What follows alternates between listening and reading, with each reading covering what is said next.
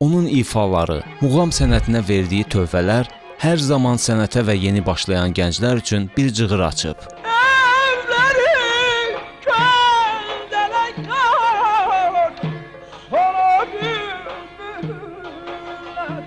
Mədəniyyət Nazirliyinin dəstəyi və təşkilatçılığı ilə Beynəlxalq Muğam Mərkəzində Ustad xanəndə Qədir Rüstəmovun 90 illik yubileyi qeyd olunub. Tədbirdə dövlət adamları, ictimai-siyasi xadimlər, görkəmli sənətkarlar və sənətkarın ailə üzvləri iştirak edərək xanəndə haqda xatirələrini bölüşüb, onun muğam sənətimizə verdiyi tövbələrdən danışıblar. Qədir müəllimin yubileyidir, Mədəniyyət Nazirliyinin sərəncamı ilə birinci Ağdamda keçirilibdir. İkinci tədbirdə Muğam Mərkəzində baş tutdu, möhtəşəm tədbir oldu. Yəni Qədir müəllimi sevənlər hamısı burada iştirak elədilər. Qədir müəllim yaddan çıxan şəxs deyil, amma dövlət tərəfindən də hər zaman yad eləyirlər. Sağ olsunlar, təşəkkür eləyirik.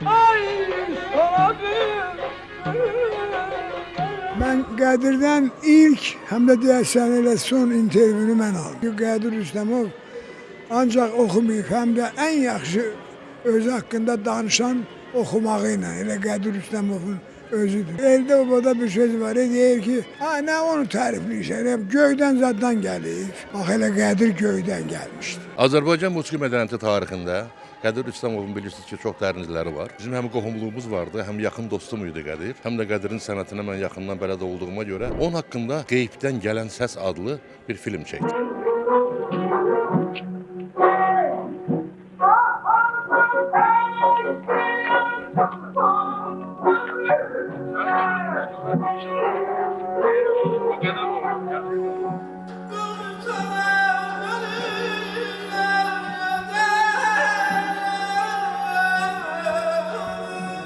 Qədir heç nə oxumasaydı, sona bülbüllərdən tarixdə idi. Qədir Rüstəmov necə oxudusa, yer göy silkələndi. Qeyd edək ki, xanəndənin yubileyi bir müddət bundan əvvəl Ağdamda, Muğam Mərkəzində qeyd olunub. Qədir Rüstəmovun sənəti, səsi o bu dünyada olmasa belə yaşayacaq. Ruhunuz şad olsun, sənətkar.